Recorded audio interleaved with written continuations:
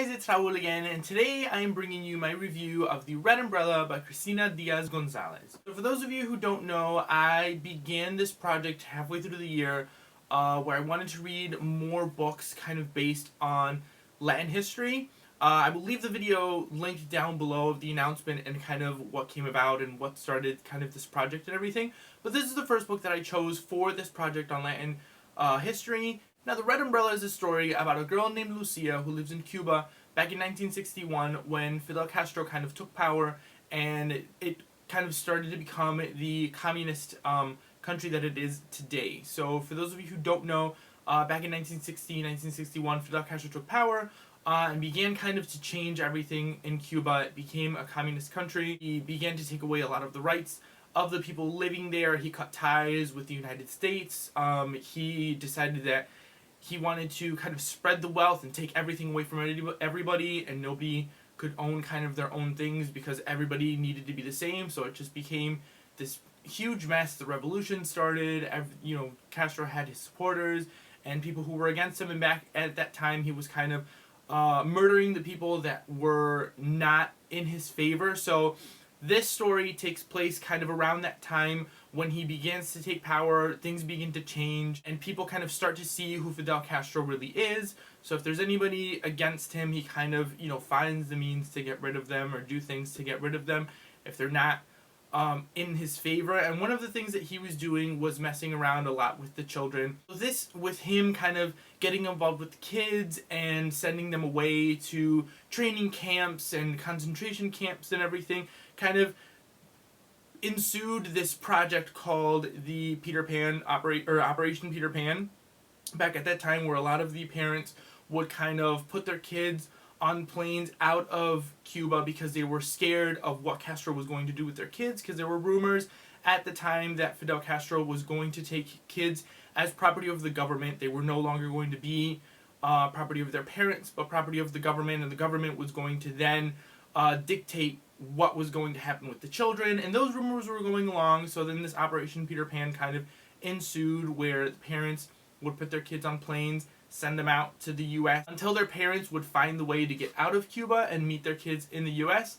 Unfortunately, some of the parents were never able to meet up with their kids in the U.S. A lot of these kids were let out of Cuba and flew to the U.S. and never saw their parents again. Some of them a couple of years later, some of them months, so it kind of just depends on if their family had the means and were able to get kind of the paperwork to leave Cuba to meet up with their children in the United States.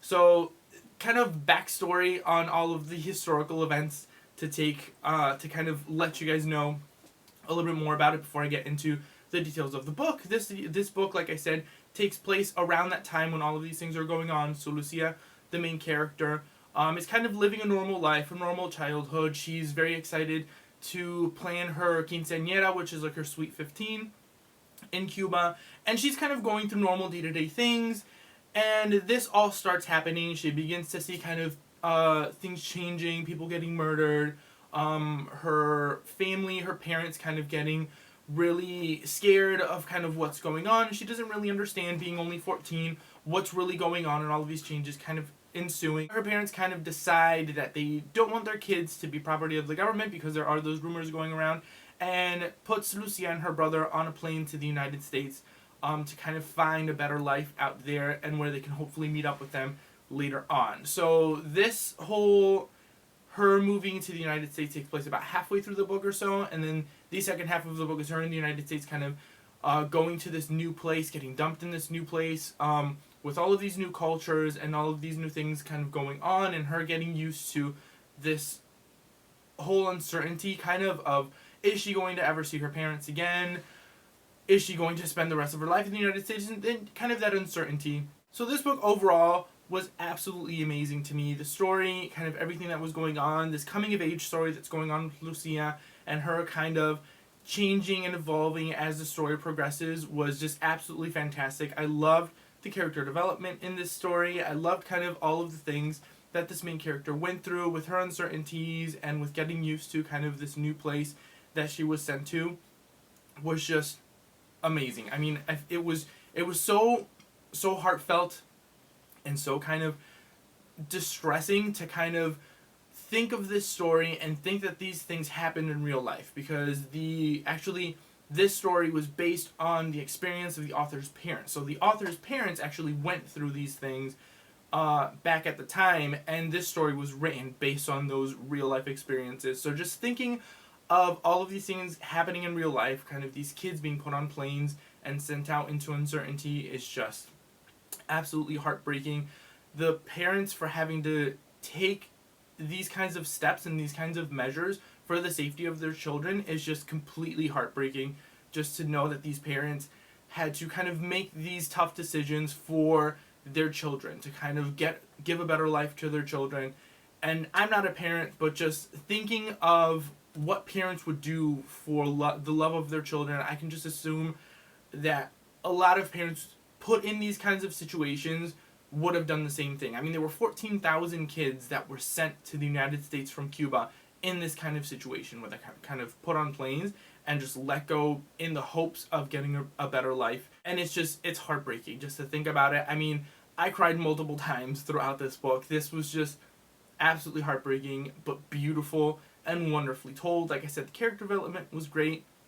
The writing was very simple, nothing too flowery and too elaborate, which is fine, but it told a great story, which I really enjoyed. It was super, super fast paced. This thing is less than 300 pages, so if it wasn't because I had to go to work, I would have definitely read this in one sitting. I don't really want to get into too much details on the story and what happens, because I kind of want to get people to read this one if you're interested in it, because it is definitely a great story to kind of experience on your own without really knowing much other than kind of that historical kind of background. But definitely want to check more stuff from this author. It was wonderful and amazing. If you guys do end up checking out this book, definitely read the author's notes at the end. She gives more historical background on kind of what's going on, why things happened the way they did, and it kind of helps you to understand the ending a little bit better if you don't have kind of a knowledge of kind of what happened in Cuba at the time. Like I said, my in-laws and my wife are from Cuba, so they've kind of given me a little bit of background on how things happened at the time. But if you're not really familiar with this kind of history, definitely read the author's notes, like I said, at the end, because they will kind of clear things up a little bit and will help you to understand a little bit more kind of the historical things and kind of really what happened in the end and how things happened in the end. So definitely check this one out if you have not read it. I haven't heard anyone here on BookTube really talk about this book, so I highly, highly recommend this book. So yeah, guys, that is it for my review of The Red Umbrella. Comment down below, let me know if you guys are interested